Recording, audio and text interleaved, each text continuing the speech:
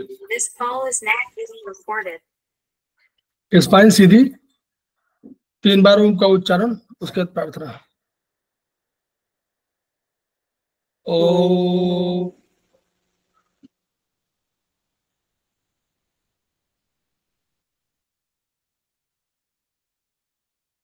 ओ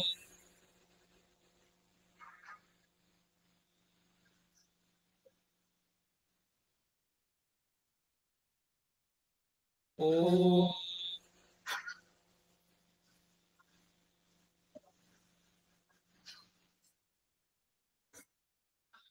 वह शक्ति हमें दो दयानिधे, कर्तव्य मार्ग पर डट जाए, पर सेवा पर उपकार में हम निज जीवन सफल बना जाए। वह शक्ति हमें दो दयानिधे, कर्तव्य मार्ग पर डट जाए। हम दीन दुखी निबलों बिकलों के सेवक बन संताप हरे, जो है बिछड़े भूले भटके, उनको तारे खुद तर जाए। वह शक्ति हमें दो दयानिधे, कर्तव्य मार्ग पर डट जाए। छल देश दंभ पाखंड झूठ, अन्याय से निश दिन दूर रहे, जीवन हो शुद्ध सरल अपना, शुचि प्रेम सुधारस बरसाए। वह शक्ति हमें दो दयानिधे, कर्तव्य मार्ग पर डट जाए। निज आन मान मर्यादा का प्रभु ध्यान रहे, अभिमान रहे, जिस देव भूमि में जन्म लिया, बलिदान उसी पर हो जाए। वह शक्ति हमें दो दयानिधे, कर्तव्य मार्ग पर डट जाए, पर सेवा पर उपकार में हम निज जीवन सफल बना जाए।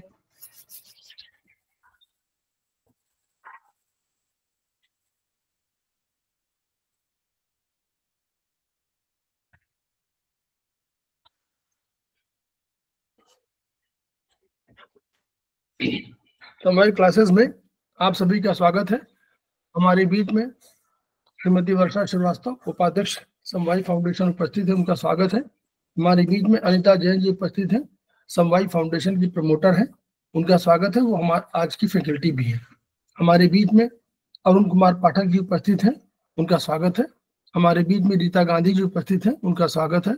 हमारे बीच में कमल कुमार कपिल जी उपस्थित हैं, उनका स्वागत है। हमारे बीच में संजय सिन्हा जी उपस्थित हैं, उनका स्वागत है। हमारे बीच में सुशील कुमार जी उपस्थित हैं, जो हमारे समवाय फाउंडेशन के प्रमोटर हैं, उनका स्वागत है। हमारे बीच में प्रभुजीत कौर उपस्थित हैं, जो सीनियर थेरेपिस्ट है, उनका स्वागत है। हमारे बीच में रणबीर राठी जी उपस्थित हैं, उनका स्वागत है। मुझे लगता है शायद ये अरुण बाला मैडम है, वो ज्वाइन करती हैं। इसके अतिरिक्त हमारे समक्ष सुधा पाठक जी हैं, जो हमारे समवाय फाउंडेशन के प्रमोटर हैं, उनका स्वागत है। डॉक्टर ममता अग्रवाल ने भी ज्वाइन किया हुआ है, उनका भी स्वागत है। अन्य अभी अरुणा गुप्ता जी ने ज्वाइन किया हुआ है, उनका स्वागत है। तो हम लोग समवाय फाउंडेशन के सदस्य हैं और हम लोग एक्यूप्रेशर शोध प्रशिक्षण एवं उपचार संस्थान प्रयागराज से संबद्ध हैं। वहां की मनीषी ब्रह्मलीन MP खिमका सर के हम ऋणी हैं, जिनके व्यक्तित्व और कृतित्व के कारण ये विधा और यह संस्थान इस ऊंचाई में पहुंचा हुआ है। संस्थान का एक मोटो है, each one reach one, each one treat one, each one teach one. उसी को आपके माध्यम से जन जन जागरण अभियान के तहत हम पूरे विश्व में फैलाने का संकल्प ले चुके हैं और हमें विश्वास है कि विधा जो अपेक्षाकृत कम खर्चीली है उसका लाभ केवल आपको ही नहीं मिलेगा बल्कि समस्त पीड़ित मानवता को मिलेगा। इसी विचार के साथ हम आज की क्लास की शुरुआत कर रहे हैं। पुनः आज अनीता जैन मैडम को स्वागत है और हम लोग जो बात करना चाह रहे हैं आज, ये परीक्षण एक किताब है, परीक्षण भाग 1 ये पुस्तक है, ये कोर्स में भी है, कोर्स की किताब है और ये हमारे प्रोफेसर डॉक्टर जीसी अग्रवाल साहब ने लिखी है, जो डॉक्टर थे प्रयागराज में, उन्होंने लिखी है और वो हेड ऑफ द डिपार्टमेंट भी रहे हैं, उन्होंने लिखी है। तो इसमें परीक्षण पर यानी कौन किस किस बीमारी में कैसे कैसे टेस्ट होते हैं उनके संबंध में विस्तार से जानकारी दी गई है।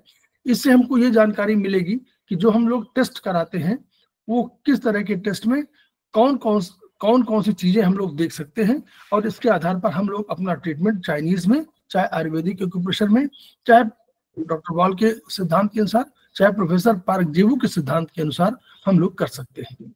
तो over to Anita Jain madam, मैं इसको शेयर कर दे रहा हूँ। हमारे बीच में सत्यवती, नमस्ते सभी को, उनका स्वागत है। हाँ, प्रणाम सर, और मेरे सभी साथियों को भी प्रणाम।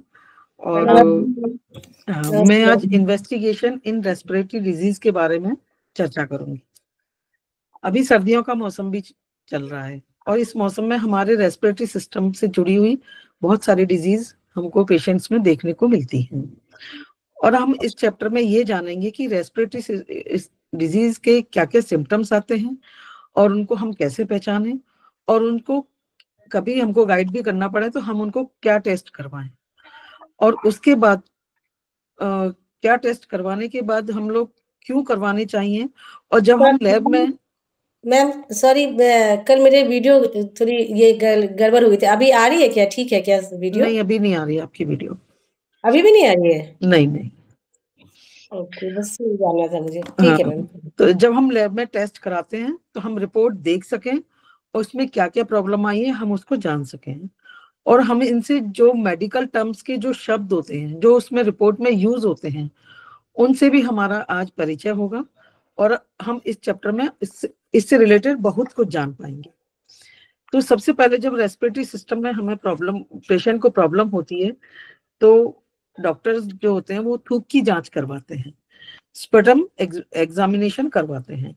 तो थूक अर्थात सलाइवा, किंतु वहां असली उद्देश्य है कि इस स्राव की जांच जो श्वास नली को नम बनाए रखता है और खांसने पर फेफड़ों, ब्रोंकाई एवं श्वास नली से बलगम के रूप में जो निकलता है, अतः स्पटम की जांच श्वास नली, ब्रोंकाई तथा फेफड़ों के इन्फ्लामेशन होने पर ही करवाई जाती है।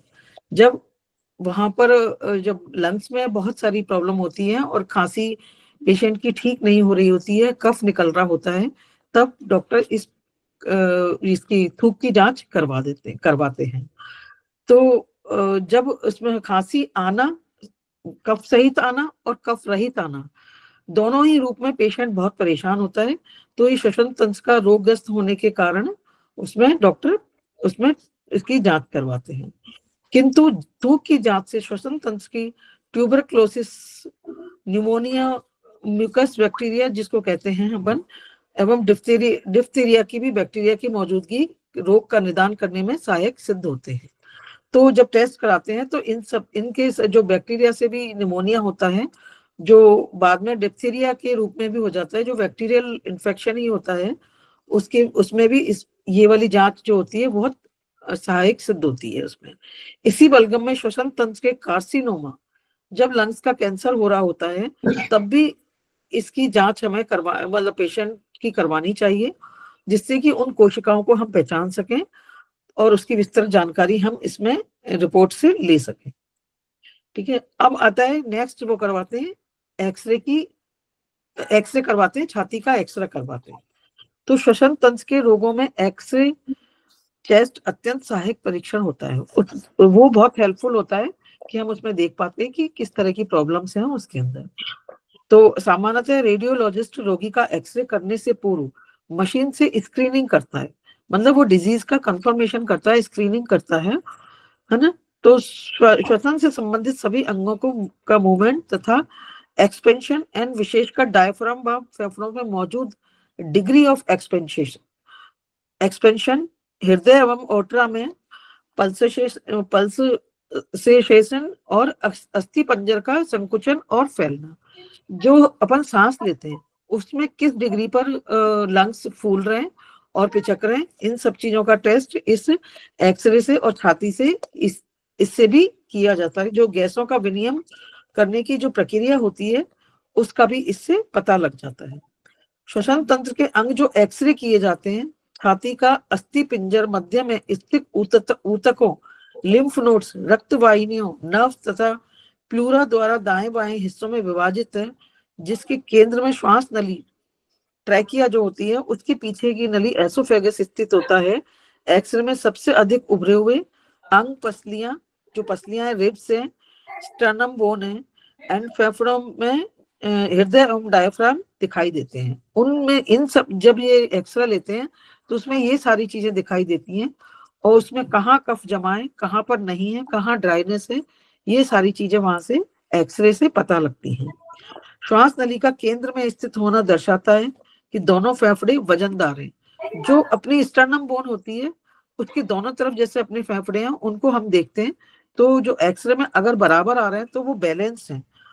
पर अगर एक फेफड़ा यदि एक लोब की तरह कोलैप्स हो गया, मतलब डाउन हो गया है, तो ट्रैकिया स्वस्थ फेफड़े की ओर झुक जाएगी। तो जो बोन है वो एक तरफ झुक जाएगी और लंग्स हमें एक तरफ झुका हुआ, एक जो बीमार है वो ऊपर हो जाएगा, वो और जो स्वस्थ है वो नीचे झुका हुआ हमको दिखेगा उसके अंदर। तो अगर लंग्स की जो अगर दोनों तरफ की ऊपर नीचे हैं तो हमें समझना चाहिए कि लंग्स की उसमें रिब्स में कोई मतलब उसमें फेफड़ों में थोड़ी प्रॉब्लम है। डायफ्राम में सामान्यतः दाहिना डोम बाएं से ऊंचा रहता है और बाएं डोम की सतह पर हृदय रखा हुआ है। ये कैसे, मतलब मेरे को समझ नहीं आया कि जैसे जब एक्सरे करवाते हैं ना पेशेंट का, जब एक्सरे करवाते हैं तो उसमें जो अपने ये स्टर्नम बोन होती है, ये पूरी जो बीच में जो लंग्स की जो पूरी जो दोनों लंग्स को जोड़ती है, उस बोन में अगर दोनों लंग्स बराबर आ रहे हैं तो बीच में रहेगी बोन बीच में, बराबर और वो सही बीच है में बिल्कुल उसमें। और अगर वो किसी तरफ झुकी हुई है इसका मतलब कि दूसरी तरफ का जो है वो अस्वस्थ है, वो अस्वस्थ है, उसके अपोजिट साइड पे वो होगा। हाँ हाँ हाँ, वो अस्वस्थ है। हाँ, तो डायफ्राम में सामान्यतः दाहिना डोम बाएं से ऊंचा रहता है और बाएं डोम की सतह पर हृदय रखा हुआ है। स्क्रीनिंग में दाहिना डोम प्रत्येक श्वसन में लगभग 4.5 सेंटीमीटर उठता गिरता है। इसी प्रकार छाती का पिंजरा भी फूलता पिचकता है। अपन भी जब नॉर्मल सांस ले रहे होते हैं तो भी अपन देखते हैं कि छाती में अपने मूवमेंट हो रहा था, सांस लेने का और सांस छोड़ने का जो मूवमेंट होता है वो उसके बारे में इसमें बताया गया है। एक्सरे द्वारा श्वसन तंत्र के रोगों को 3 वर्गों में बांटा गया है। तो पहला है ट्रैकिया एंड ब्रोंकाई। तो इसमें ट्रैकिया और ब्रोंकाई में क्या क्या प्रॉब्लम्स होती हैं उसके बारे में इसमें आगे हम इन नामों को मैं नहीं पढ़ रही क्योंकि इसी के बारे में आगे डिटेल दिया हुआ है, तो हम उस इनको आगे करके का जो है यहाँ पर पेज नंबर 79 पर आकर के हम देखते हैं। तो पहला है ब्रोंकाइटिस। ब्रोंकाइटिस ट्रैकिया विभाजित होकर 2 ब्रोंकी देती है जो पुनः 11 बार विभाजित होती है। जो हम एल्वोलाई है जो लंग्स की, वो 11 बार आगे जाकर के उनका उसमें विभाजन हो जाता है, लंग्स एल्वोलाई तक पहुंचती है। एक्सरे में ब्रोंकाई एवं उसकी शाखा विशाखाओं को एंडोथीलियम सतह रंग, एंडोथीलियम माने क्या होता है, जो एंडोथीलियम एक बड़ा अंग है जो शरीर में रक्त को सुचारू रूप से पूरे शरीर में प्रभावित करता है और ये एक महत्वपूर्ण रक्त प्रभावित करने में एक महत्वपूर्ण भूमिका निभाता है। इसलिए ट्रिलियन से भी अधिक एंडोथीलियम कोशिकाओं से बना हुआ होता है जो रक्त प्रवाह में सहायता करने वाले पदार्थों को छोड़ता है, उसको एंडोथीलियम कहते हैं। तो सतह तरंग की भांति उठती गिरती दिखाई पड़ेगी।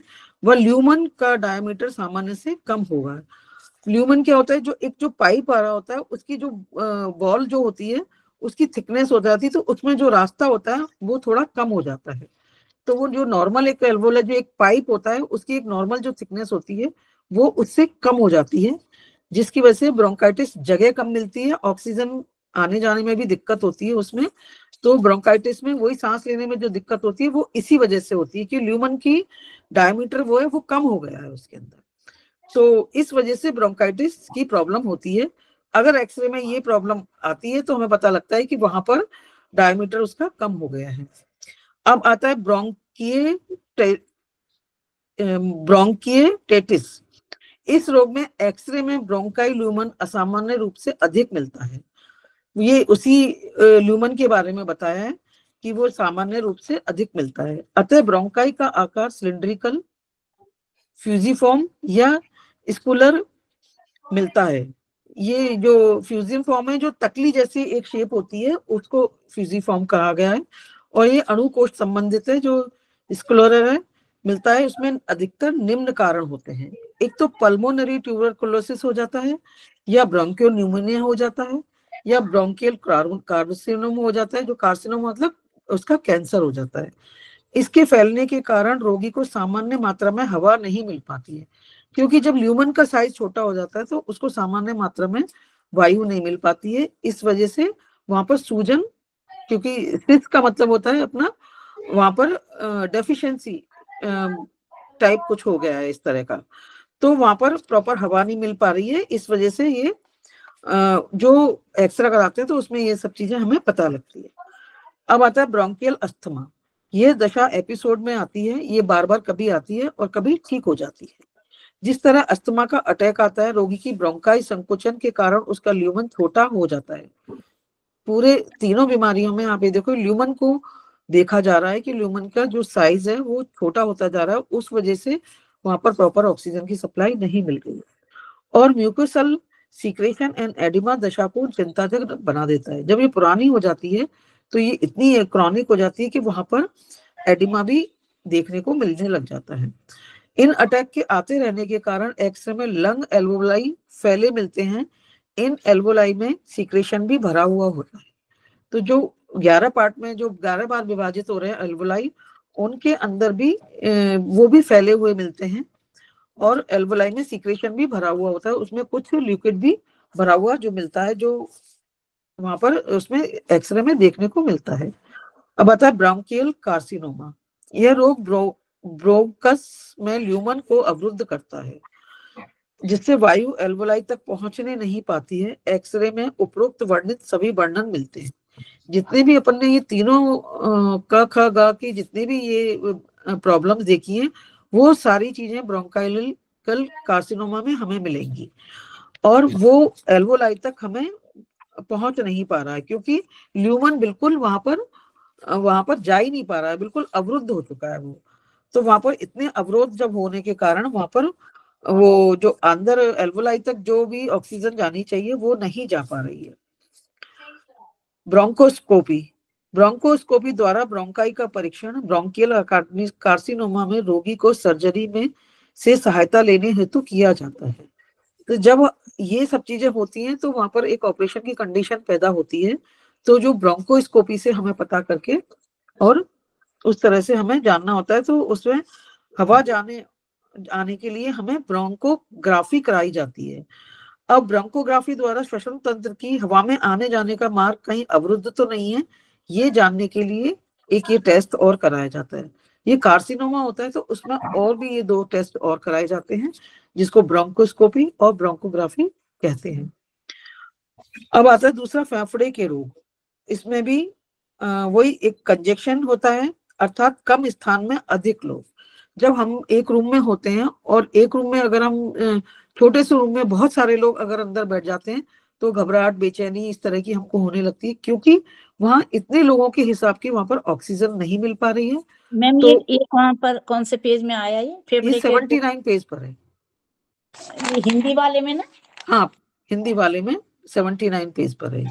यही वाला नहीं मिल रहा मेरे उसमें। कंजेक्शन अर्थात कम स्थान में अधिक लोग। तो जब अकेला भी है वो जिसको लंग्स की प्रॉब्लम हो रही है तो उसको इस तरह की फील आती है जैसे हमको जब बहुत सारे इकट्ठे लोग हो जाते हैं एक ही रूम में होते हैं, उसको उस तरह की फीलिंग्स आने लग जाती हैं जब कंजेक्शन होता है। लंग्स एल्वोलाई में वायु के अलावा तरल में भी आच्छादित है, तरल से भी आच्छादित है, अतः आदान प्रदान में वायु कम उपलब्ध हो पाती है। तो वो वहां पर कुछ एल्वोलाई में कुछ एक लिक्विड सा भरा हुआ है, जिसकी वजह से जो ऑक्सीजन आ रही है जा रही है उसमें दिक्कत होने लगती है और कम वायु उपलब्ध हो पाती है। इस तरह से इन्फ्लामेटरी स्थिति है। यह एक इन्फ्लामेटरी स्थिति है जिसमें एल्वोलाई की एपिथेलियम स्राव देने वाली, और वही एपिथेलियम जब फूल कर स्राव का चिपकना जो स्टिकी हो जाती है, वो जो भरी हुई है वो स्टिकी हो जाती है, उसे बना देती है, तो उसे कॉन्सोलाइटेड दशा कहते हैं। जो उसमें लिक्विड वो चिपक गया है एल्वोलाइज में, तो उसको कॉन्सोलाइटेड दशा कहते हैं। तो ये वर्ड्स हमको कुछ कुछ याद रखने पड़ेंगे जो एक डिफरेंट है। कंसोलिडेटेड माने थोड़ा वो ठोस होने लगा है, कंसोलिडेट हो गया ना, कंसोलिडेट माने ठोस होने लगा है। तो जब कई हो जाता है स्टिकी हो जाएगी और जितना भी एलिमेंट आ जाएगा तो वो कंसोलिडेट हो जाएगा, मतलब थोड़ा ठोस होने, तरल से अधिक ठोस की तरफ ठोस होने की दशा में आ जाएगा। ठीक है। अच्छा, एक्सरे में फेफड़ों की सामान्य बनावट टर्बोकुलर मार्किंग नहीं दिखाई पड़ती है, अपितु संपूर्ण लोब फेफड़ा क्षेत्र काला दिखाई पड़ता है। तो जब हम एक्सरे कराते हैं तो वो पूरा की पूरा लंग्स जो हमें वो ब्लैक दिखाई देने लगता है। अब कैविटेशन, उपरोक्त स्थिति में यदि इलाज ना मिलने पर, उचित रोग निदान ना होने के कारण जब रोगाणु शक्तिशाली होते हैं तो उसे टर्बोकुलर वैसिली, जो कि एक बैक्टीरियल इन्फेक्शन है, मतलब बैक्टीरिया है ये, उसमें फेफड़ों में ऊतकों का भक्षण करना प्रारंभ कर देते हैं। मतलब जो ऊतक होते हैं, टिश्युओं से ऊतक बन रहा है जैसे अपना, तो उसमें उनका भक्षण करना, उनको खत्म करना शुरू कर देते हैं। जो वैसिली जो होते हैं, जो संक्रमण पैदा कर रहे हैं बैक्टीरिया, वो उसका भक्षण करना शुरू कर देते हैं। ट्यूबरकुलोसिस वाले, ये ट्यूबरकुलोसिस वाले हैं ये। हाँ, ये ट्यूबरकुलोसिस वाले हैं। ट्यूबरकुलोसिस वाले हैं ना, तो वो फिर मतलब उनको सेल्स को डैमेज करने लगते हैं, है ना, सेल्स को। हाँ, चलिए एक मिनट। एक्सरे में एक बड़ी या एक छोटी कैविटी साफ दिखाई पड़ती है। कैविटी के स्थान पर ऊतक की मोटाई कम होने के कारण कैविटी का क्षेत्र सामान्य क्षेत्र की अपेक्षा कम ट्रांसपेरेंट होने लगता है, मतलब ट्रांसपेरेंसी उसके अंदर आने लग जाती है और धब्बे जैसा भी दिखाई देने लग जाता है। एक एमोविक एस्पिस की भी कैविटी में पस भरा रहता है। एमीबिक एब्सिस जो है उसकी कैविटी में पस हो जाएगा, पस हो जाएगा पस, क्योंकि वहां पर पस माने कब होगा, जब लड़ाई हो रही होगी, वो मार दे रहा है, तो कोई हमारे सेल्स को डैमेज कर रहा है, तो नेचुरली वहां क्या होगा, अगर दुश्मन मरेंगे तो भी पस होगा, हमारे वाले मरेंगे तो भी पस होगा, पस भर जाएगा पूरी तरह से। अब उसके बाद अगर ये चीज भी नहीं होती है तो हमारा कोलैप्स होने लगता है। कोलैप्स मतलब अर्थात गिर जाना। कोलैप्स का शब्द अपन बहुत अच्छी तरह से परिचित है। तो कोलैप्स होना अर्थात गिर जाना, मतलब एल्वोलाई जो है, लंग्स की एल्वोलाई पिचक जाए, एक फेफड़ा या एक फेफड़े का खंड पिचक कर सूखे झाड़ की भांति लटक जाता है, मतलब फेफड़ा निष्क्रिय रहता है और एक और अस्थि पिंजर एक्सरे में खाली दिखाई पड़ता है। तो ये लंग्स कोलैप्स की कंडीशन होती है, तब हमें एक्सरे में ये सब चीजें दिखाई देती हैं। नॉर्मली कोलैप्स जो है ये कंडीशन जन्म के समय भी होती है। जब जन्म होता है तो ये एल्वोलाई जो है कोलैप्स कंडीशन में होते हैं, और जब वायु उनपे जो बच्चे को नीचे लटकाते हैं तो वो वायु जाती है, और वायु जाकर के आपके गले के उसमें जो स्ट्यूशन ट्यूब है वो जाकर के अल्टीमेटली जाएगी लंग्स में, और वो एल्वोलाई को फैला देती है। वहां सर्फेक्टेंट होता है, तो वो सर्फेक्टेंट क्या होता है, वो इसको फैलने में मदद करता है। तो इसलिए वो जब वायु प्रवेश करती है तो वो पहले यूं रहते, चिपके रहते, कोलैप्स रहते हैं, और फिर वो जो है खुल जाते हैं। तो बस खुल जाते हैं तो बच्चा थोड़ा चीखता है, रोता है, चीखता है। ठीक है। तो फिर ये कंडीशन बता रहे हैं कि अगर कभी इन्फेक्शन हो गया अल्टीमेटली तो कोलैप्स हो जाएंगे, बिल्कुल चिपक जाएंगे, और कोलैप्स में मतलब नेचुरली उनमें प्राण नहीं रहेगा। जैसे पत्ते, सूखे पत्ते नहीं होते हैं, झड़ जाते हैं, आप देखते हैं सूखे पत्ते गिर जाते हैं, तो यानी वो डेड सम हो जाएगा। ठीक, क्योंकि किसी चीज की वहां पे सप्लाई नहीं हो रही है, ना एयर की हो रही है, ना किसी और चीज की हो रही है। अब आता है फाइब्रोसिस। अर्थात इंजर्ड इन्फेक्टेड फेफड़े के ऊतक अपनी भरी कोशिकाओं के स्थान पर नई कोशिकाएं पैदा करने में ये अक्षम भरी है। नहीं, नई मरी होगी। हाँ, अच्छा, मरी हुई है ये, ओके ओके, एक मिनट से। मरी कोशिकाओं के स्थान पर नई कोशिकाएं पैदा कर पाने में अक्षम है, अर्थात उनका स्थान निष्क्रिय ऊतकों ने ले ली है।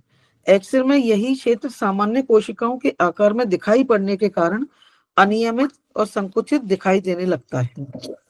तो ये फाइब्रोसिस की कंडीशन में होता है, जब इंजर्ड हो गए तो उस कंडीशन में इस तरह की हमको दिखाई देने लगती है एक्सरे में। अब आता है फाइब्रोसिस, फाइबर्स, आप फाइब्रोसिस समझ रहे हैं ना, फाइब्रोसिस माने फाइबर से बना हुआ। तो यानी क्या हुआ, जितने भी हुए वो जब मर रहे हैं तो मरने के बाद वहां पर क्या होगा, उसी जगह पर हो जाएंगे, लेकिन उनकी जगह पर अगर उनको नई कोशिकाएं होंगी तो नई कोशिकाएं फिर फंक्शन करने लगेंगी, लेकिन नई कोशिकाएं नहीं कर पा रहा है, फाइब्रोसिस हो जाएगी। बिल्कुल आपको ठोस, मतलब फाइब्रोसिस माने तरल से, यानी वायु तो गैस थी, तो वायु गैसेस कंडीशन से आपको ठोस की तरफ बढ़ना शुरू करते हैं, इसको फाइब्रोसिस बोलते हैं। ठीक है जी। अब आता है एम्फाइजिमा, अर्थात जो वायु एक बार एल्वोलाई में प्रवेश कर गई है वह एल्वोलाई की संकुचन क्षमता समाप्त हो जाने के कारण वही ट्रैप हो गई है और प्रत्येक इंस्पिरेशन में हवा की मात्रा बढ़ने के कारण एल्वोलाई सामान्य से अधिक फैल जाती है। इस प्रकार एल्वोलाई में गैसों का आदान प्रदान हेतु नई वायु का प्रवेश नहीं हो पा रहा है। एक्सरे में फेफड़ों की एल्वोलाई बड़े आकार की दिखाई देने लग जाती है। जब वायु अंदर जाए जा रही है, एल्वोलाई फैल गए और उसमें उनका जो, अगर आकाश की क्या है मृदुता, तो आकाश की मृदुता का कैरेक्टर है ना, तो अगर ये यूं पिचकेगी फूलेगी तब तो ठीक है, उसका जैसे गुब्बारा है, एक बार फूल गया, अब उसके बाद पिचके अपना पिचके तो क्या होगा, वो हवा को अपने पास समेटे रहेगा। तो उसको यूं, ये कैरेक्टर उसका होना चाहिए कि ऐसे फूले पिचके। अगर वो केवल यूं हो गई तो इसका मतलब क्या हुआ कि अब उसमें वायु एक बार प्रवेश कर गई लेकिन दोबारा लौट नहीं रही है। ये कंडीशन इन्फेक्शन बहुत गंभीर बीमारी है ये। जी। हाँ सर, कई बार कहते हैं ना कि ऑक्सीजन, वो कार्बन डाइऑक्साइड नहीं निकाल पा रहे हैं, तो वो यही कंडीशन होती है। तो उसमें कार्बन डाइऑक्साइड निकल नहीं पा रही है और एल्वोलाइज पूरी की पूरी फूली हुई है और उनमें बस प्रवेश करे जा रही है जो भी है, और एक टाइम पे क्या रुकेगी भी, तो उस वजह से पेशेंट को बहुत सारी प्रॉब्लम्स होती हैं। अब आता है प्लूरा के रोगों को, डिजीज ऑफ प्लूरा में दो परतों की सुरक्षा मेम्ब्रेन है जो दोनों फेफड़ों पर मड़ी होती है। जिस तरह से अपन हार्ट में देखते हैं कि पूरा कैविटी में पेरिकार्डियम की 3 ऐसी होती हैं, तो इसमें 2 परत होती हैं जो अपनी लंग्स की, जो फेफड़ों में के बाहर की तरफ मड़ी हुई होती है। दोनों परतों के मध्य पतली जगह प्लूरल कैविटी, जिसमें परतों में स्रवित प्लूरल तरल भरा रहता है। उनको ये कि सॉफ्ट और वो बनाने के लिए उनमें फ्लूइड होता है, तो जिससे कि एक प्रॉपर मूवमेंट हो सके, जो एक्सरे में दिखाई नहीं पड़ता है। इसे कॉमन रोग कहते हैं। प्लूरिसी, प्लूरल इफ्यूजन एवं न्यूमोथोरेक्स की प्रॉब्लम, मतलब इस तरह की रोग इसमें होने लग जाते हैं। ये रोगों के नाम है एक्चुअल में। अब प्लूरिसी क्या है, अर्थात प्लूरल परतों का संक्रमण जिसमें परतों के मध्य का तरल कम व सूख गया है। जो एक नॉर्मली जो एक फ्लूइड था जिससे कि प्रॉपर लंग्स में मूवमेंट हो रहा था, वो मूवमेंट अगर सूखने लग जाएगा तो पेशेंट को बहुत ड्राइनेस और इस तरह की प्रॉब्लम होगी, जिससे खांसी वगैरह और इस तरह की भी दिक्कत होने लगती है। जैसे कहते हैं अपन ड्राई खांसी हो रही है या कुछ हो रही है, क्योंकि वहां पर कोई फ्लूइड ही नहीं है। उस वजह से जो मूवमेंट जो होना चाहिए वो नहीं हो पा रहा है। सूख करके आपस में घर्षण करने पर रोगी को वेदना होती है, तो वहां पर पेशेंट को दर्द भी होता है, क्योंकि वहां पर कोई भी ऐसा सॉल्यूशन नहीं है जिसकी सॉफ्टनेस की वजह से वहां पर मूवमेंट हो सके। अच्छी एक्सरे प्लेट में अनुभवी आंखें परतों की मोटाई से अनुमान लगा लेती है, क्योंकि ये एक्सरे में नहीं आता है, पर उसकी मोटाई जो एक्सपर्ट होते हैं इसीलिए रिपोर्ट कराते हैं, जो एक्सपर्ट होते हैं, तो उसकी जो उसकी परत है उसकी मोटाई को देख करके अंदाज लगा लेते हैं कि यहाँ पर उसकी तरल पदार्थ जो है, जो फ्लूइड है, उसकी कमी हो रही है या वो सूख रहा है। नेक्स्ट आता है प्लूरल इफ्यूजन। ये अर्थात संक्रमित प्लूरल परतें अत्यधिक स्त्राव पैदा कर प्लूरल कैविटी में सामान्य से अधिक स्त्राव भर देती है। इस दशा में एक से मैडम, प्लूरेसी की तुलना आप वैसे करिएगा जो आपके घुटनों में तरल सूख रहा है तो क्या होता है, कट कट की आवाज आती ना, तो पेन होता है। तो वैसे ही प्लूरेसी में जो बीच का जो तरल है वो सूख जाएगा तो क्या होगा, आपस में टकराएगा तो कोई दर्द होगा आपको, बस वो वाला है। और प्लूरल इफ्यूजन में बढ़ जाएगा, वहां पर तरल पदार्थ बढ़ जाएगा, जिसको अपन कहते हैं लंग्स में पानी भर गया। हाँ, वो चीज, वो कंडीशन यहाँ पर पैदा हो जाएगी। इस दशा में अत्यधिक तरल कोस्टोफ्रेनिक एंजल्स, पसली एवं डायफ्राम में मिलने वाला एंजल जो तरल पदार्थ स्तर दिखाई पड़ता है, वहां पर वो लिक्विड दिखाई देने पड़ जाता है। अब आता है न्यूमोथोरेक्स। न्यूमोथोरेक्स अर्थात प्लूरल कैविटी में हवा जब एम्फाइजमा के रोगी में कोई एल्वोलाई अत्यधिक फैलकर फट जाती है तो उस मार्ग में हवा प्लूरल कैविटी में जमा होने लगती है। इस स्थिति को एक्स-रे में परतों के मध्य सामान्य से अधिक स्पेस देखकर अनुमान लगाया जा सकता है। तो वहां पर जब वो एल्वोलाई फट गई है तो वो पूरे उसमें भरी हुई दिखेगी, जमा होने लगेगी प्लूरल कैविटी में, और जब एक्सरे देखेंगे तो वहां पर अधिक स्पेस को देख करके अनुमान, मतलब जो एल्वोलाई का जो स्पेस है वो भी नहीं वहां पर दिख रहा है, वो एल्वोलाई नहीं दिख रही है पर स्पेस दिख रहा है वहां पर, तो वो ज्यादा स्पेस दिख रहा है, तो उससे उस चीज का अंदाज यहाँ पर लगाया जाता है। अब आता है प्लूरल बायोप्सी। प्लूरम के रोगों को पहचानने हेतु संस्तुति किया जाता है, विशेषतः संक्रमण का प्रकार जानने हेतु यदि प्लूरल फ्लूइड निकल सकता है तो पहले उसी का रासायनिक व माइक्रोस्कोपिक अध्ययन द्वारा रोग निदान किया जाता है। अब जैसे पानी भर गया है उसके अंदर तो पहले तो उसको निकाला जाता है और बायोप्सी भी की जाती है फिर उसकी, और ये पता लग जाता है कि उसमें ये कैंसर की कंडीशन है या जनरली उस चीज में ऐसी रासायनिक भर गया है। तो एक नॉर्मल अगर है तो ऐसे पानी डॉक्टर्स निकाल देते हैं, नहीं तो एक पाइप लगा देते हैं और बाहर की तरफ वो इकट्ठा होता रहता है। तो ये माइक्रोस्कोपिक अध्ययन मतलब पूरा रोग निदान के लिए इस तरह की स्थितियां वहां पर होती हैं, और इन टेस्टों से ये सब चीज हम जान पा रहे हैं। डायफ्राम के रोग। अब डायफ्राम के रोग है हिप कफ, ये अर्थात डायफ्राम में स्पास्मोडिक कॉन्ट्रैक्शन को स्वस्थ अवस्था में फ्रेनिक नर्व की स्टिमुलेशन होने से होता है, अन्यथा ब्रेन स्टेम का संक्रमण, डायफ्राम का संक्रमण, पेरिटोनियम का संक्रमण तथा यूरेमिया जैसी दशाओं में होता है। स्क्रीनिंग टेस्ट में डायफ्राम में स्पास्मोटिक कॉन्ट्रैक्शन देखे जाते हैं। जब ये स्पास्मोटिक कंडीशन क्या है, जो अपने बायटे आते हैं या ऐंठन होती है, वो इस तरह की कंडीशन हमको देखने को मिलती है। और यूरेनिया क्या होता है, यूरेमिया में रक्त में मूत्र या रक्त में यूरिया का अधिक होना, ये दोनों कंडीशन होती हैं जो कि गुर्दे की खराबी के कारण होती हैं, जिससे अवशिष्ट पदार्थ रक्त में जमा होने लग जाते हैं। जब गुर्दे सही काम नहीं कर रहे होते हैं तो वो रक्त में मिल जाते हैं और इस तरह की यूरेनिया जैसी स्थिति वहां पर आ जाती है। अब आता है पैरालिसिस ऑफ डायफ्राम, अर्थात फ्रेनिक नर्व का निष्क्रिय होना। यहाँ पर फ्रेनिक नर्व में ऐंठन और वो सब चीजें देखने को मिल रही थी, अब आता है वो बिल्कुल निष्क्रिय हो चुकी है। स्क्रीनिंग में यह दशा पैराडॉक्सिकल मूवमेंट ऑन डायफ्राम अर्थात इरेगुलर होते हैं। जब डायफ्राम में हम देखते हैं कि सांस ले रहे हैं तो छाती फूल रही है और सांस छोड़ रहे हैं तो छाती पिचक रही है, पर यहाँ पर वो जो रिदम है वो ब्रेक हो रही है वहां पर, तो वो उसको देख करके ये अंदाज लगाया जाता है कि यहाँ पर पैरालिसिस ऑफ डायफ्राम हो रहा है। वहां पर जो नीचे उठना चाहिए जिस समय, तो उस समय तो ऊपर उठ रहा है, और जो ऊपर उठना चाहिए जिस समय वो नीचे जा रहा है। तो ऐसी कंडीशन में हम मतलब ये जब कराते हैं टेस्ट तो हमें ऐसी कंडीशन देखने को मिलती है वहां पर, तो हमें इस चीज का करना। पैराडॉक्सिकल कोई भी दो विपरीत तथ्यों के कारण समझना, स्थिति को समझना, ये ही पैराडॉक्सिकल कहलाता है। ठीक है, अब आता है थूक का परीक्षण। थूक क्या है,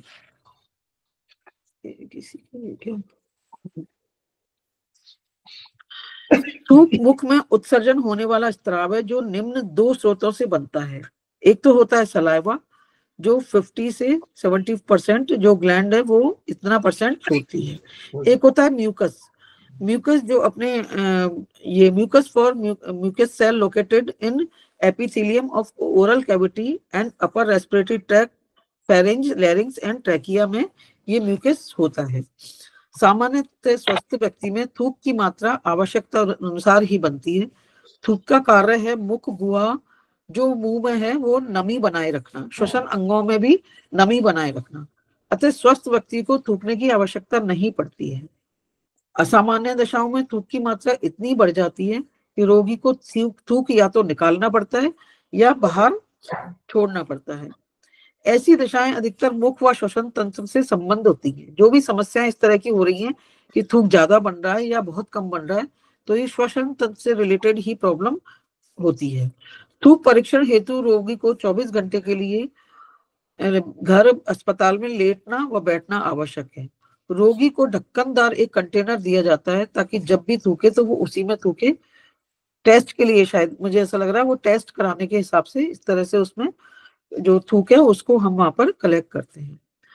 सामान्यतः स्वस्थ व्यक्ति का थूक रंगहीन, पारदर्शी एवं झागदार होता है। ये थूक ओडोरूलेस तथा जल से अधिक स्पेसिफिक ग्रेविटी वाला होता है।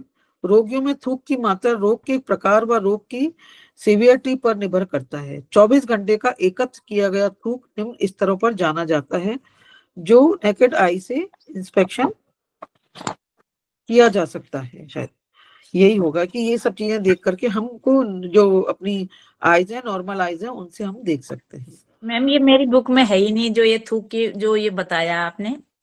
अच्छा, वो 82 पर है ये वाला? हाँ नहीं है, उसमें है ही नहीं। By the way page miss हो गया होगा आपका। है नहीं? परीक्षण वाली बुक है दूसरी है ये, परीक्षण भाग 1 में। और लोग हैं? नहीं सर, मेरे उसमें तो नहीं है, ये थूक वाला भी नहीं है, वो जो पहले भी बताया वो भी नहीं है। वो एक ही पेज में है तो इसीलिए देखिए, 81 और अच्छा, 82 यही आपके में किताब है। मिस हो गया होगा। अच्छा ठीक यही है। किताब है हाँ भागवन। हाँ भाग ये एक। नहीं, हाँ ये मैं देखती हूँ सर, मैं अभी देख। इसी में है। एक तो उसका वॉल्यूम चेक किया जाता है थूक का कि कितना अत्यधिक है या कैसा या कम है या ज्यादा है। और ब्रोंकाइटिस, पल्मोनरी पल्स सामान्य से थोड़ा अधिक, और जैसे ब्रोंकाइटिस इन कंडीशंस को इसमें इस मात्रा से इसको देखा जाता है थूक की जांच से। अब गंध देखते हैं अपन, उसमें अधिकतर गंध ही नहीं होता है, पर अगर ब्रोंकाइटिस की स्थिति होती है या पल्मोनरी पस की स्थिति में थूक दुर्गंध युक्त होता है, उसमें बहुत बदबू आती है उसके अंदर। अब रंग होता है, जो कलर होता है, जो कलरलेस होता है, ये एक नॉर्मल थूक की कंडीशन है। बट भूरा, काला, पीला, हरा ये सब होते हैं, तो उस कंडीशन में अलग अलग स्थिति फेफड़ों की और उसकी पहचान होती है उसमें कि ब्रोंकाइटिस है या ब्रोंकोन्यूमन है या फेफड़े में पस है, ब्रोंकाइटिस है। इस तरह की इसमें ये डिफरेंट टाइप के जो रंग हैं वो इसमें बताए गए हैं, वो आप देखिएगा। और उस तरह से उसकी जांच से पता लगता है और कलर से भी पता लग जाता है। अब आते हैं प्रकार। 4 तरह के इसमें प्रकार हैं। म्यूकॉइड, जेली की भांति टफ तथा स्टिकी, कम मात्रा में, कभी कभी वातावरण से कार्बन युक्त कण, और क्रॉनिक ब्रोंकाइटिस का द्योतक है जिसमें सेकेंडरी संक्रमण या नहीं हुआ है। अगर एक बार ही अगर संक्रमण हुआ है तो उसमें इस तरह की स्थितियां जो अभी बिल्कुल बिगनिंग में ही है, उस तरह की स्थितियां हमको यहाँ पर देखने को मिलती हैं कि स्टिकी भी होता है और वो इस तरह का होता है, जेली की भांति होता है। अब नेक्स्ट आता है जो इसके बाद जो नेक्स्ट कंडीशन होती है, पस और पुरुलेट। यह स्पुटम थिक होता है और अधिकतर पीला या हल्का हरा रंग लिए हुए होता है। यह स्टिकी स्वभाव का नहीं होता है, जैसे ब्रोंकाइटिस में, ब्रोंकोन्यूमन में, पल्मोनरी पल्स में एंड एम्फाइजमा में। इस तरह उसमें ये थिक होता है और इसका रंग भी चेंज हो चुका होता है, अपने इसका थूक का रंग चेंज हो चुका होता है। अब म्यूकोपुरुलेट, क्रीमी पीले रंग का यह स्पुटम देखने में जेलेटिनोसिस दोनों का मिक्सिंग है। हाँ, म्यूकॉइड वाला, कहलाता है। पस वाला। ये श्वसन तंत्र में निश्चित। सक्रिय संक्रमण का द्योतक है। हम्म। मतलब इस तरह का अगर हमको देखने को मिलेगा तो ये श्वसन तंत्र में संक्रमण को इंडिकेट करेगा।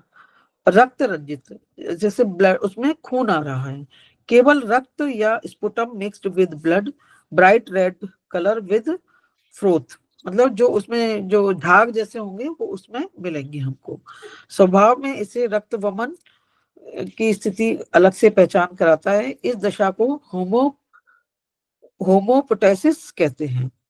अब एक तो होता है फेफड़ों से संबंध होता है, ट्यूबरक्लोसिस होता है और ब्रैंकियोटिटिस होता है, और दूसरों में हृदय से संबंधित होता है जो माइट्रल स्टेनोसिस होता है और आर्टियल एन्यूरिज्म होता है।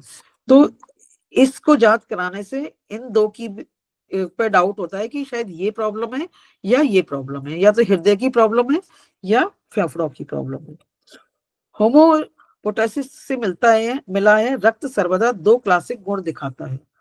Cough preceded haemoptysis, the blood of alkaline in nature, जबकि रक्त वमन में प्राप्त रक्त एसिडिक होता है क्योंकि आमाशय से आया हुआ है, तो इसका एल्कलाइन नेचर होता है। बट हमको ये देखना है कि वो एसिडिक है या एल्कलाइन है, वो इस टेस्ट से ही पता लगता है। अब एक नेक्स्ट आता है जलीय, जो वाटरी होता है।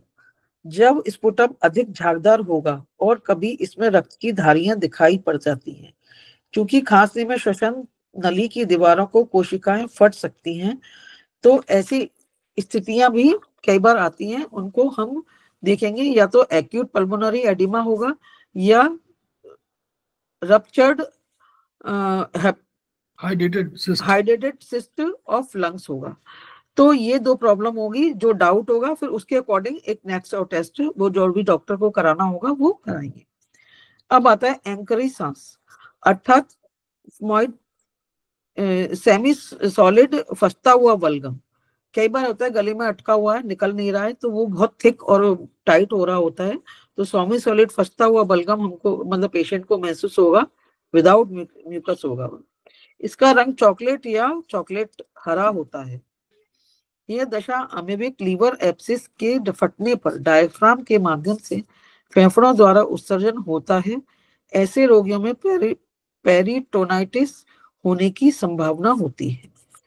तो ये जो एक टेस्ट है, पेरिटोनियम प्रभावित होता है इसमें। हाँ, पेरिटोनियम प्रभावित होने लग जाता है।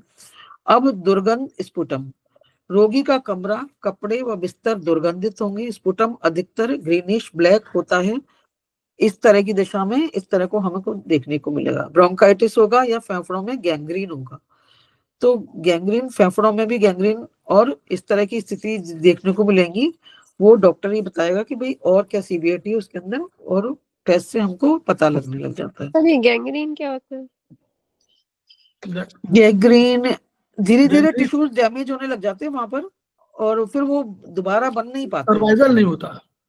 सर्वाइवल नहीं होता, वो इन्फेक्शन फैलता रहता है, वो इन्फेक्शन फैलता रहता है, क्रॉनिक और नेक्रोसिस हो जाती है। नेक्रोसिस बहुत क्रॉनिक स्थिति होती है, सेल डेड हो जाते हैं और सेल दोबारा फिर रिवाइव नहीं करते। हाँ, रिवाइव नहीं कर पाते, बढ़ता जाता है। हाँ, तो जैसे कभी कभी सुना हो कि डायबिटीज के पेशेंट्स में भी ये कंडीशन होती है, तो वहां पर जो टिश्यूज डैमेज होने लग जाते हैं तो रियकर नहीं कर पाते, वो मतलब प्रॉब्लम रियकर करती है, टिश्यूज नहीं बन पाते वहां पर। तो कई बार उन पेशेंट्स के हाथ या उंगली या फिंगर्स में, पैरों की फिंगर्स में होने लगते हैं, तो वहां से कट करके ही निकालते हैं डॉक्टर। है ना, सुना होगा आपने गैंग्रीन। तो बस वही कंडीशन वहां पर फेफड़ों में भी होने लग जाती है। अस्थमा बलगम, सामान्यतः रोगी को दिन भर बलगम की शिकायत नहीं रहती है, किंतु अस्थमा का अटैक आने पर बिना बलगम निकले ही उसे राहत नहीं मिलती है। वो अटका सा महसूस होता रहेगा पेशेंट को, और जब तक वो कफ नहीं निकल जाएगा जब तक उसको आराम नहीं मिलेगा पेशेंट को। इसमें स्पुटम का प्रकार इस तरह मतलब निम्न भांति की तरह होता है, जिससे केंद्र में अति expectoration and small pellets like boiled साबूदाना जैसा होता है, उस तरह का होता है, जिसके केंद्र में अति refractile mucinoid coil with threads with mucin wrapping around, मतलब ये इस तरह की स्थितियां उसमें देखने को मिलती है। माइक्रोस्कोप में यह स्पुटम ल्यूकोसाइट्स, जो अपने ल्यूकोसाइट्स होते हैं उनका उसमें देखने को मिल जाती हैं। ये म्यूकस के साथ साथ मिलते हैं और क्रिस्टल भी मिलने लग जाते हैं, उसके अंदर क्रिस्टल मौजूद होते हैं छोटे छोटे, वो हमें देखने को इसमें अस्थमा बलगम में कई बार ये सब चीजें भी हमको देखने को मिलती हैं, जो पेशेंट की रिपोर्ट में हमको देखने को मिलेंगी। स्पुटम का स्लाइड एंड सेमियर बनाकर उसे स्टेन कर लेते हैं। अब एक होता है माइक्रोस्कोपिक परीक्षण होता है, उसमें स्लाइड बनाते हैं। तो ये जो म्यूकस होता है उसकी स्लाइड जब बनाते हैं तो इसमें इस प्रकार बैक्टीरिया का आकार, शेप एवं वर्ग, कौन सी क्लास का है, कौन सी टाइप का वो उसमें वो है बैक्टीरिया, वो सब निश्चित हो जाता है। कुछ बैक्टीरिया अपने आकार से पहचान लिए जाते हैं, जैसे ट्यूबरक्लोसिस में केका bacteria, bacterial diphtheria bacterial and pertussis, इस तरह का बैक्टीरिया जो होता है वो स्लाइड से पहचान लिए जाते हैं। और ट्यूबरक्लोसिस बैक्टीरियल जो होते हैं वो के कारण AFB, सर ये AFB क्या चीज है? स्टेन बैक्टीरिया के नाम से भी जाने जाते हैं।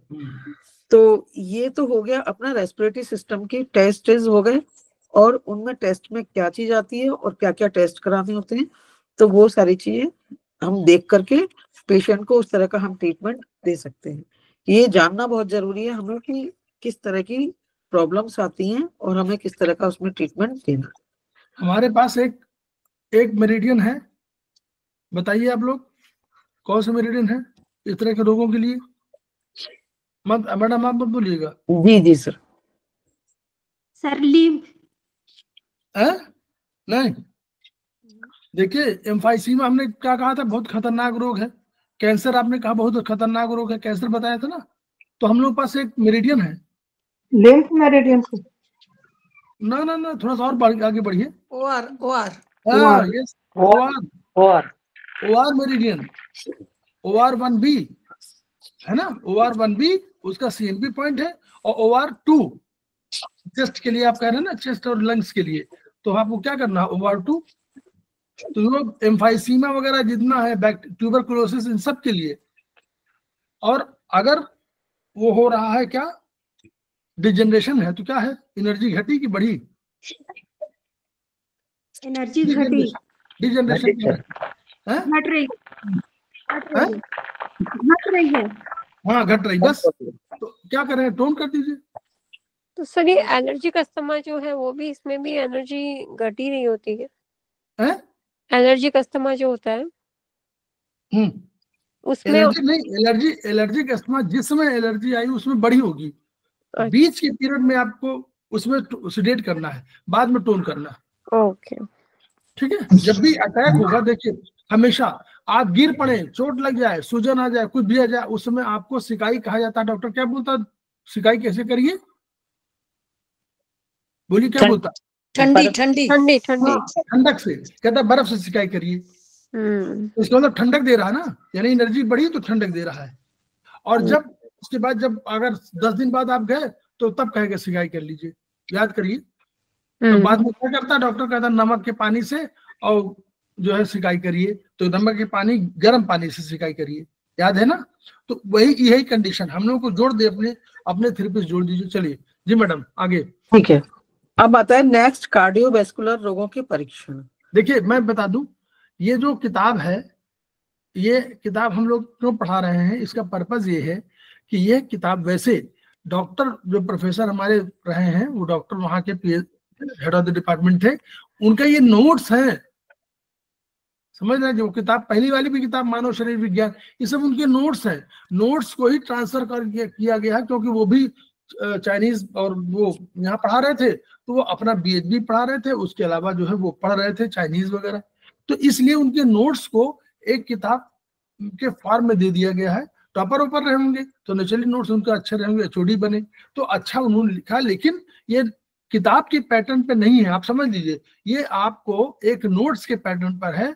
तो हम लोग उसको पढ़ाते हैं कि वहाँ के बहुत टेक्निकल शब्द हैं, नहीं मालूम, लेकिन हमको केवल उसका ये जान लेना कि है क्या, हमको समझ में आ रहा है कि OR मेरिडियन, तो हम यूज कर लेंगे उसको। तो ये है ना, ऐसा मत सोचिए कि हम लोग बहुत एक्सपर्ट है उसमें, तो इनके शब्द हमको सबको नहीं मालूम होंगे, तो उनको शब्द नहीं बल्कि उनके कंसेप्ट, कंटेंट को हम समझना है, उसको ट्रीटमेंट करना है। जी मैडम, आगे शुरू करिए। ठीक है सर। सर अब आता है कार्डियोवैस्कुलर के परीक्षण, जो रोग होते हैं उसके परीक्षण है। हृदय एवं रक्त नलिकाओं में अनियमित परिवर्तन देख केवल उनके रोगों के कारण ही नहीं होते, अपितु रोग किसी भी अंग का हो, कुछ ना कुछ कार्डियोवैस्कुलर बदलाव अवश्य परिलक्षित होते हैं। अतः हृदय की भौगोलिक स्थिति ऐसी ही है कि ये ऊपर मस्तिष्क से, नीचे फेफड़ों से और नीचे लीवर किडनी से सीधे संबंध रखते हैं। हम TCM में पढ़ते हैं, रिलेशनशिप जो देखते हैं वो यहाँ पर भी देखिए आप लिखी हुई है कि इन सब चीजों से भी ये रिलेटेड होते हैं और इनसे भी इनका संबंध है। अतः इन अंगों के रोगों में हृदय की कार्यप्रणाली पर प्रभाव आना अपरिहार्य है। चिकित्सक को रोगी की नाड़ी व रक्त दबाव, जो ब्लड प्रेशर है, हृदय की स्थिति का अनुमान दे देते हैं। कार्डियोवैस्कुलर तंत्र के रोगों को 9 ग्रुप में वर्गीकृत किया गया है। 9 ग्रुप यहाँ पर दिए हुए हैं, उनके अब हम देखेंगे कि 9 ग्रुप कौन कौन से हैं और किस तरह से उसमें क्या बताया है। एक बताया कॉन्जेनाइटल हार्ट एनोमाइल, जो एक आनुवंशिक रोग है। हाँ, एनोमैलीज जो हैं वो ये आनुवंशिक रोग हैं जो बच्चों में कई बार देखने को मिलते हैं। हम कई बार हार्ट का छेद है या कुछ भी है, इस तरह की हम जो चीजें देखते हैं वो उससे रिलेटेड इसमें बताया है। एक तो ऑर्टिक स्टेनोसिस, जो कि ऑर्टा जो वल्व नैरो हो जाता है और ब्लड जो फ्लो कम हो जाता है, इस कारण हार्ट को काम ज्यादा करना पड़ता है, उसको हम ऑर्टिक स्टेनोसिस बोलते हैं। अब होता है कॉर्टेक्शन ऑफ ऑर्टा। कॉर्टेक्शन ऑफ ऑर्टा में ब्लड वेसल्स नैरो हो जाती हैं और ज्यादातर ये जन्म से ही प्रॉब्लम इस तरह की उसमें होती है। अब आता है डेक्स्ट्रोकार्डिया।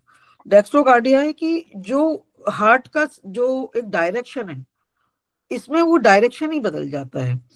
तो जो लेफ्ट में होता है, जैसे डायरेक्शन जो लेफ्ट का हार्ट का जो शीर्ष होता है वो जिस साइड ना होकर के दूसरी साइड होता है, उसमें इसको डेक्स्ट्रोकार्डिया कहते हैं। पल्मोनरी वॉल्व स्टोनिसिस, ये पल्मोनरी वॉल्व स्टोनिसिस क्या होता है कि ये हार्ट वाल्व के डिसऑर्डर होता है, जो जब ब्लड हार्ट से लंग्स की ओर जाता है तो इस पल्मोनरी वाल्व के थ्रू जाता है, जो कि वाल्व को वापस हार्ट की ओर पीछे आने से रोकता है। और इस बीमारी में इस वाल्व को ओपनिंग नैरो हो जाती है, जिससे ब्लड का लंग्स की ओर फ्लो कम हो जाता है। इसको हम कहते हैं, ये पल्मोनरी वॉल्व स्टेनोसिस कहते हैं। एक कार्डियोमेगाली, कार्डियोमेगाली में हार्ट का साइज बड़ा हो जाता है। अब आता है सेप्टल डिफेक्ट। सेप्टल डिफेक्ट क्या होता है कि इसमें हार्ट लोअर चैम्बर यानी वेंट्रिकल के बीच में एबनॉर्मल कनेक्शन या फिर बाई बर्थ वेंट्रिकल के वॉल में छेद हो जाना। उसमें छेद जो डॉक्टर कई बार बच्चे के अपन लोग सुनते रहते हैं कि हार्ट में छेद है, तो वही यही होता है। सेप्टल डिफेक्ट जो होता है वो यही होता है। सेप्टर माने दीवार, सेप्टर माने दीवार, और दीवार माने बीच में, याद करिए ना, बीच में दीवार है, ऊपर अपर चैम्बर है, नीचे लोअर चैम्बर है, लेकिन और लेफ्ट और राइट बंधा हुआ है, तो दोनों के बीच में एक दीवार है। इस दीवार में अगर ऊपर छेद होगा तो हम लोग को क्या बोलेंगे, हम लोग सेप्टल डिफेक्ट, ASD। और अगर नीचे दीवार छेद होगा इसमें तो हम लोग कहेंगे ventricular septal defect. Yes sir. अगर सर ने बता ही दिया कि जो नीचे हृदय के नीचे की कक्षों में अगर कोई छेद होता है तो उसको हम वेंट्रिकुलर सेप्टल डिफेक्ट कहते हैं। अब आता है पल्मोनरी वॉल्व स्टेनोसिस, जो लंग्स में रक्त प्रवाह कम हो जाता है, उसको हम पल्मोनरी वॉल्व स्टेनोसिस कहते हैं। Aorta communicating both the ventricle, ये इस तरह की ये सारी जो प्रॉब्लम्स हैं, वो 4 जो डिजीज हैं, ये सारी बाई बर्थ होती हैं। और आगे की हम बाद में अभी इन सब चीजों को हम जानेंगे। उपरोक्त समस्त रोगों में बढ़ता बच्चा अपनी उम्र की क्रियाओं में सुस्त होगा। हाँ, 1 मिनट सर, 1 मिनट में सर शायद कोई आया, 1 मिनट। ठीक।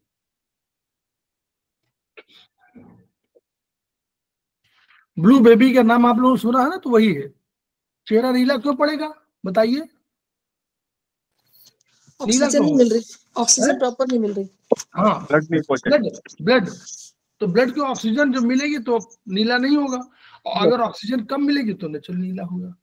ठीक है, तो ब्लू बेबी अंत में वेंट्रिकल में स्पेशली मिलता है ब्लू बेबी। तो ये इसको इकोकार्डियोग्राफी कराना पड़ता है इसको, तो ये है उसमें। Sorry all of you. ठीक है। समस्त रोगों में बढ़ता बच्चा अपनी उम्र की क्रियाओं में सुस्त होगा, उसकी ग्रोथ सामान्य से कम होगी, और जब वो रोते रहने से मात्र से चेहरा नीला पड़ने लगता है। तेज चलने या दौड़ने पर हांफना और वेदना युक्त श्वास, क्योंकि वहां इस तरह की जो होल है उसकी वजह से जो बच्चे को दिक्कत हो रही है, वो इस तरह की इसमें सिम्टम्स देखने को मिलते हैं। चिकित्सक को बच्चे में हृदय रोग का अनुमान दे देते रहे। इन दशाओं में सदा एक्सरे एवं इकोकार्डियोग्राफी करवाना जरूरी हो जाता है। जो ईसीजी है वो करवाना होता है, जो निदान के लिए जरूरी है और बहुत सहायक होती है। अब आता है डिजीज ऑफ पेरिकार्डियम। पेरिकार्डियम शब्द से सभी परिचित हैं। जो हार्ट की कवरिंग है उसको हम पेरिकार्डियम कहते हैं। हृदय पर बाहर एक दोहरी परत की झिल्ली मड़ी हुई होती है। दोनों परतों के बीच में तरल रहता है, जो हृदय को बाहरी धक्कों से बचाता रहता है। अगर उस झिल्ली में जो झिल्ली है उसके अंदर तरल पदार्थ है, उसकी वो हार्ट की सेफ्टी के लिए होती है, वो तो उससे हमको सेफ्टी मिलती है हृदय को। पर अगर उसमें प्रॉब्लम होती है तो अलग अलग प्रॉब्लम्स उसमें पेशेंट को देखने को मिलती हैं। ड्राई पेरिकार्डिटिस, रोगी को स्टेर्नम जो पिंजरा है, स्टर्नम बोन जो है उसके नीचे बाईं ओर खरोचता फाड़ता सी वेदना और खांसने पर वेदना बढ़ जाती है। तो इस तरह की जब वो उसमें वो कम होगा, फ्लूइड कम होगा, तो इस तरह की प्रॉब्लम पेशेंट को देखने को मिलेगी, जो ड्राई पेरिकार्डिटिस कहलाता है। पेरिकार्डियल फ्यूजन, ये सारी चीजें हमें तभी पता लगेंगी जब हम इस तरह से रिलेटेड उसके टेस्ट कराएंगे। दोनों परतों के बीच सामान्य से अधिक तरल मात्रा होती है। अधिक दाब के कारण एट्रियम एवं वेंट्रिकल रक्त में पूर्णतः भर नहीं पाते हैं, अतः रक्त फेफड़ों में तथा बड़ी शिराओं में भरने लगता है और शॉक की दशा उत्पन्न होने लग जाती है। तो ये पेरिकार्डियम इफ्यूजन है, जो अधिक तरल मात्रा वहां पर बढ़ जाती है। अब आता है कॉन्स्ट्रक्टिव पेरिकार्डिटिस। आवरण का लचीला भाग, लचीला गायब अर्थात लचीलापन गायब हो जाता है। वहां फाइब्रोसिस, रोगी को dysphonia, hypotension, swelling on the abdomen and ankle, यहाँ पर स्वेलिंग आने लग जाती है कि एब्डोमेन में भी स्वेलिंग होगी और एंकल में भी स्वेलिंग, ये एक सिम्टम है। और ये venous congestion with the enlargement of liver ascites, और लीवर एसाइटिस मतलब उनमें पानी भरने लग जाता है। ये इस तरह की स्थितियां हमको देखने को मिलती हैं जब टेस्ट कराते हैं। उपरोक्त रोगों में स्टेथोस्कोप द्वारा पहला शक मिलता है। जब डॉक्टर स्टेथोस्कोप से देखते हैं तो वहां पर उनको एक अलग सी कुछ साउंड मिलती है, तो उससे उनको अंदाज लगता है कि कुछ दिक्कत है। तो वो एक्सरे तथा ईईजी को सेकंड लेड में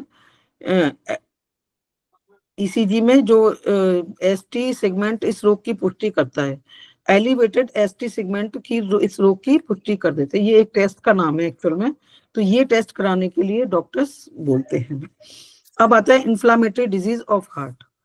उसमें एंडोकार्डियाटिस, मायोकार्डियाटिस अर्थात हृदय का एंडोकार्डियम और मायोकार्डियम, ये दोनों किसी विशेष जीवाणु द्वारा संक्रमित होकर हृदय के सामान्य कार्य में बाधा करने लगते हैं।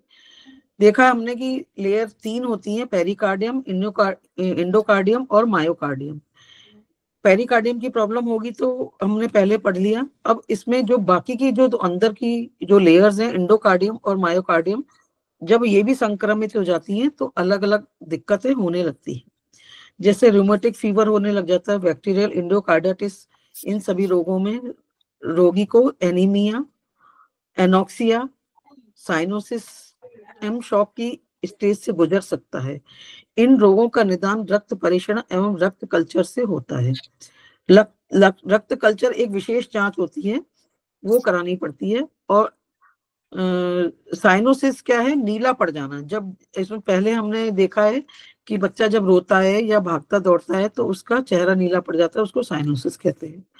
एनोक्सिया मतलब ऑक्सीजन ना आना या कम आना, वो अनोक्सिया की स्थिति होती है।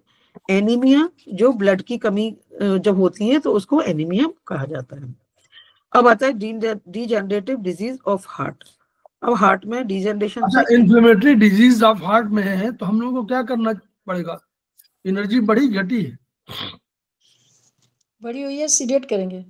बढ़ी है, हाँ ठीक, सीडेट करना है। अब दूसरा आ गया डिजेनरेटिव डिजीज ऑफ हार्ट।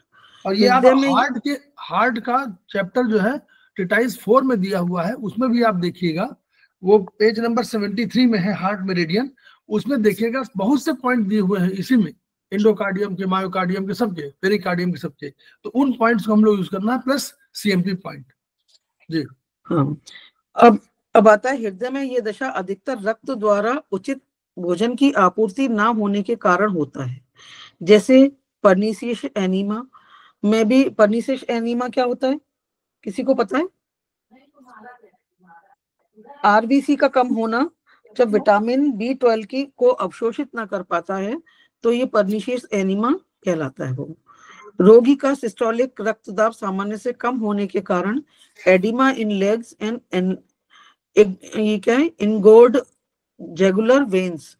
ये इनगोर्ड जेगुलर वेन्स होती है, जो यहाँ की जो वेन्स होती है गर्दन की, वो ऐसे फूल जाती हैं यहाँ पर।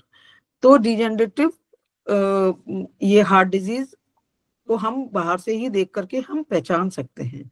इसमें जो गर्दन की जो जितनी भी ये वेन्स होती हैं ये फूल जाती हैं और ये हार्ट फेलियर और सर्कुलेटरी प्रॉब्लम को दिखाती हैं कि उसमें सर्कुलेशन की दिक्कत हो रही है इसमें। और इलाज ठीक ना मिलने पे कार्डियक अरिथमिया, वेंट्रिकुलर हाइपरट्रॉफी तथा कार्डियो मायोपैथीज हमें देखने को मिल जाती हैं। इस तरह से हार्ट की जो प्रॉब्लम होती है।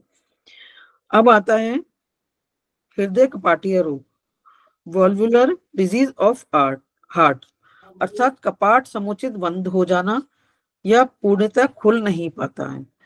तो जब ये लो डिस्टोलिक एक्टिविटी होती है, ये बीपी के जैसे जब हम मेजरमेंट करते हैं तो डिस्टोलिक जो होता है उसकी एक्टिविटी इसमें दिखाते हैं, कम एक्टिविटी हो पा रही है। ये इनकॉम्पिटेंस अर्थात कपाट समुचित खुलता है किंतु पूर्णतः बंद नहीं होता है। उपरोक्त दो भांति के कपाटीय दोष हृदय को अर्ट्रा में स्थित रक्तदाब नहीं पैदा करने देते, जिससे शरीर में सभी ऊतकों को रक्त आपूर्ति कमजोर रहती है।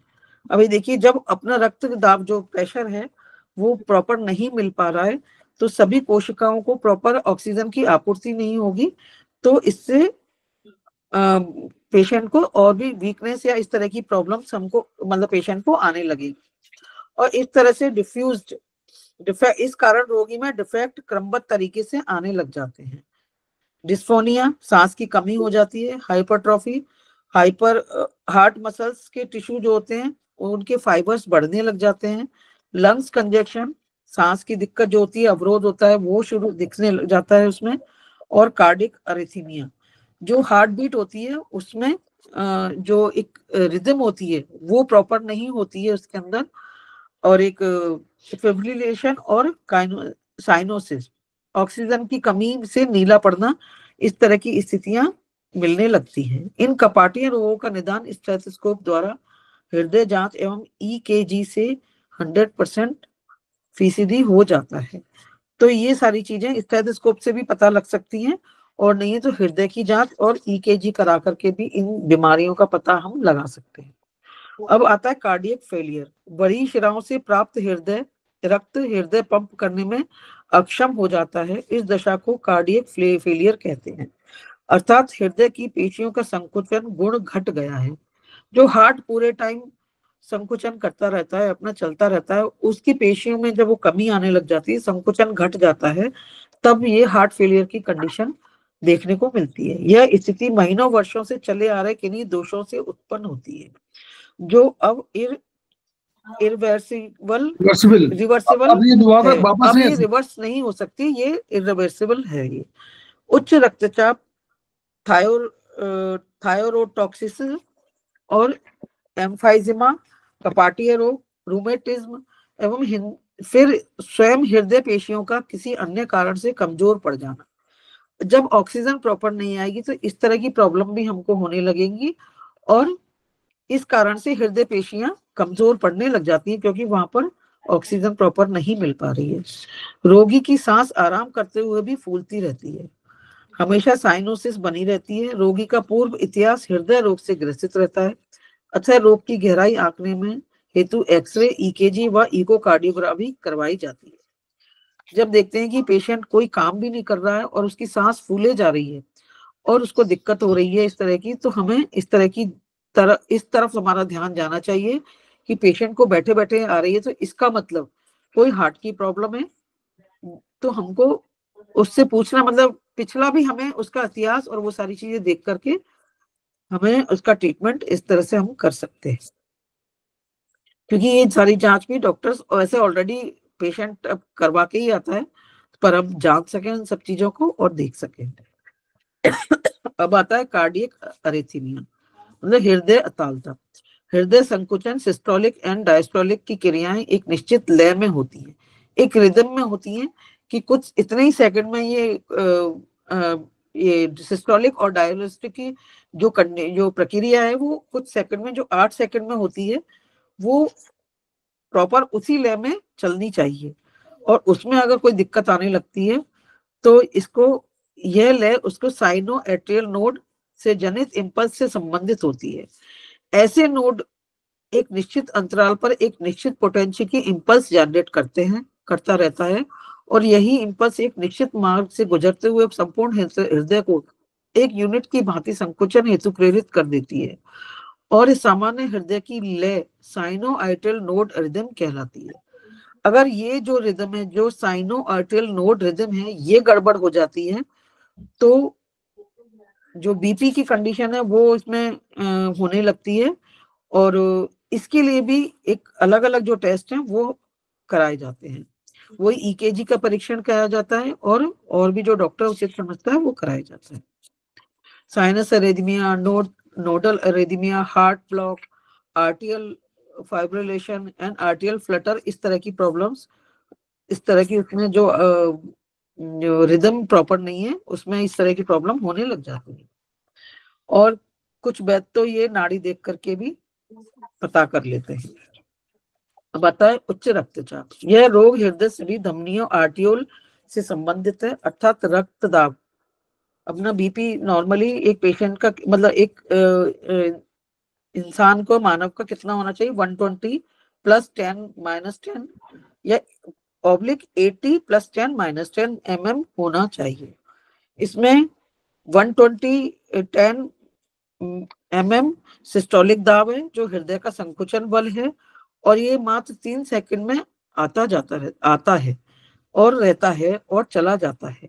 अब यह बल एक्सपेंसिल अर्थात धमनियों को फैलाने का कार्य करता है ताकि आते रक्त को अकोमोडेट कर सके। दूसरा बल 80 + 10 mm हृदय के प्रसारण में समय लगता है। 0.3 कह लीजिए, इसको 0.3 कर लीजिएगा। Okay sir. और 0.8 में तो पूरा चक्कर होता है। 0.3 हाँ, प्रसारण की समय लगता है जो एओर्टा की दीवारों में स्थित इलास्टिक ऊतकों के कारण बना रहता है। यह बल 5 सेकंड तक बना रहता है। 0.5 हाँ, 0.5 सेकंड तक बना रहता है। इसी बल में आर्टियोलेस की प्रतिरोधक बल भी सहयोगी होता है। डायस्टोलिक प्रेशर रक्त कैपिलरी एवं ईसीजी के मध्य न्यूट्रिशंस एवं गैसों के आदान प्रदान हेतु आवश्यक है। तो ये जो 8 सेकंड का बताया है, 0.8 सेकंड का, तो ये जो 5 सेकंड और 3 सेकंड है जो सिस्टोलिक और डायस्टोलिक की जो क्रिया है वो पूरी 0.8 सेकंड में कंप्लीट होती है। रोगी में उच्च रक्तचाप की दशा डायस्टोलिक प्रेशर बढ़ने के कारण होती है और यह प्रेशर निम्न 2 कारणों से बढ़ता है। तो बड़ी धमनियों में लचीलापन का कम होना या आर्टियोल स्तर पर vaso condition function under the influence of sympathetic impulse के कारण भी हो जाता है। और ये हार्मोन्स भी, और नहीं तो ये हार्मोन्स भी जो हैं वो भी बीपी बढ़ाते हैं। उपरोक्त दशाओं का निदान ब्लड प्रेशर, इंसुलेटेड ईकेजी और रक्त में हार्मोन स्तर से हो जाता है। उपरोक्त दशाओं में अलग जब रक्त दाब सामान्य से अधिक किसी दूसरे अंग, लीवर, किडनी, फेफड़े, मस्तिष्क, अस्थि पेशियों, जननांगों के कारण से बढ़ता है, उसे सेकेंडरी हाइपरटेंशन कहते हैं। इन इन चीजों के, इन अंगों के में भी प्रॉब्लम जब होती है, उसकी वजह से भी बीपी हाई और लो हो जाता है, तो उसको हम सेकेंडरी हाइपरटेंशन कहते हैं। अब आता है इस्केमिक हार्ट डिजीज, अरक्तता हृदय जन्य रोग होते हैं। इस वर्ग में हृदय के वे रोग हैं जो हृदय को रक्त कम सप्लाई होने के कारण होते हैं, जैसे एंजाइना पेक्टोरियस, मायोकार्डियल इंफ्राक्शन एंड कोर पल्मोनेट। हृदय को इन्फ्लुएंस से ब्लड सप्लाई होने के कारण प्रथमतया हृदय पेशी रोती है, मतलब वो जो एंजाइना पेन है वो होता है, और अत्यधिक कम रक्त आपूर्ति होने पर वह मर जाती है। जो एंजाइना पेन होता है, तो जब प्रॉपर रक्त पूर्ति नहीं हो पाती है, तब वो वहाँ की जो टिश्यूज हैं वो मर जाते हैं वहां पर, तो उस वजह से वहां पर एंजाइना पेन होने लगता है। इन्फेक्शन कोर पल्मोनल से प्रथमतया हृदय से रक्त नहीं मिल पाता, तब फ्लो अप में हृदय स्वयं रुग्ण होने लगता है। तो जब प्रॉपर रक्त फ्लो नहीं हो पाता है तो हृदय भी बीमार होने लग जाता है, और ये इस तरह की प्रॉब्लम जो इसमें इस्केमिक हार्ट डिजीज वो होने लग जाती है, क्योंकि हृदय को प्रॉपर रक्त की सप्लाई नहीं हो पा रही है वहां पर। हृदय की इन रोगों का निदान रोगी की शिकायतों, बाई चेस्ट में वेदना, पसीना आना एवं से हो जाता है, और ईकेजी रोग की गहराई व हृदय के रुग्ण भाग के बारे में कंफर्म कर देता है। तो जब ये इस तरह की उसको वेदना हो रही है, पसीना आता है, तो वो सारी चीजें हमें पता लगती है कि हार्ट की प्रॉब्लम बढ़ रही है और रोगी को इस तरह की प्रॉब्लम हो रही है। अब आता है डिजीज ऑफ ब्लड वेसल्स, रक्त वाहिनियों के रोग भी जो हमें टेस्ट और से हमें करा लेने चाहिए। एरेथरोस्क्लेरोसिस, पॉलीआर्टियल्स इन्फेलिबिलिटीज और बर्जर डिजीज एंड राइनोड डिजीज रक्त वाहिनियों में कॉमन रोग है। यूं तो सभी रोग अपने विशिष्ट लक्षणों के कारण जल्दी ही पहचान लिए जाते हैं, फिर भी एंजियोग्राफी एवं ईकेजी के परीक्षण की जरूरत पड़ जाती है, तो वो पेशेंट की जनरली डॉक्टर करा लेते हैं। जब कभी भी जरा डाउट होता है तो डॉक्टर्स इस तरह के जो एंजियोग्राफी है वो उस तरह का करा लेते हैं टेस्ट। उपरोक्त हृदय जनित समस्त रोगों में विभिन्न रक्त एंजाइम के मान का विवरण प्रथम अध्याय में दिया जा चुका है। जो इसका फर्स्ट कोई है चैप्टर वो मैंने देखा नहीं है एक्चुअल में, तो आप सभी उस चैप्टर को भी देखिएगा। उसमें बहुत सारी डिटेल्स हमें हृदय से रिलेटेड जो मिल जाएंगी, और ये जांचों के बारे में, और इस तरह से हम दोनों चैप्टर्स में काफी कुछ हम जान पाए हैं कि हमें क्या क्या टेस्ट कराने चाहिए और क्या क्या उसके वो सिम्टम्स हैं, वो हमें इस चैप्टर में जान पाए। और ज्यादा मैं कुछ इस बारे में जानती नहीं हूँ, थोड़ा बहुत ही जानती हूँ।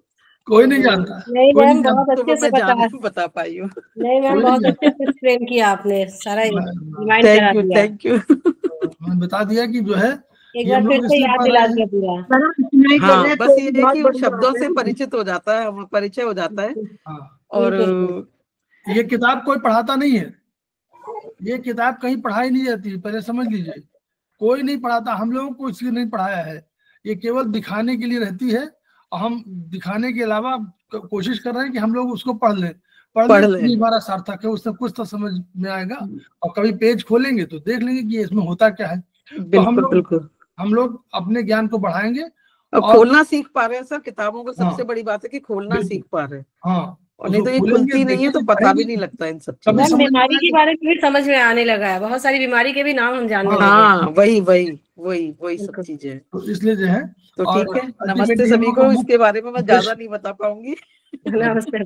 नहीं, उद्देश्य यही है कि हम लोग जो ज्ञान है कहीं से भी हमारा, क्योंकि हम बीएचबी पढ़ रहे हैं, तो उसमें कहीं भी टेस्ट की अच्छी किताबें हैं, और इसको हम पढ़ेंगे तो थोड़ा सा, कभी ये होता कि अभी देखना हार्ट में तो हार्ट देख लिया, कभी श्वसन देखना श्वसन देख लिया कि क्यों डॉक्टर क्यों करा रहा है, तो हम लोग को मालूम हो जाएगा। इससे कम से कम बेसिक चीजें मालूम हो जाएंगी, और हम जी सर देंगे तो उसके आधार पर ट्रीटमेंट हमको वही करना है। हमने देखा वहां हमारा वो है तो OR में कर लिया, हमने हार्ट मारा हुआ तो हमारे चैप्टर 4 में टिटाइस 4 में भी है और ओआर मेरिडियन भी है हमारे पास। ओआर मेरिडियन है, पहले हम लिम्फ मेरिडियन से काम चला रहे हैं कि हमारा, लेकिन जब कभी ऑर्गन में डिजेनरेशन हो रहा होगा तो हम लोग को ओआर मेरिडियन पर शिफ्ट करना पड़ेगा। इसके अलावा हमारे और मेरिडियंस है, तो उन सबको हम लोग करेंगे और हम लोग खेमका सर के सपनों को पूरा करेंगे।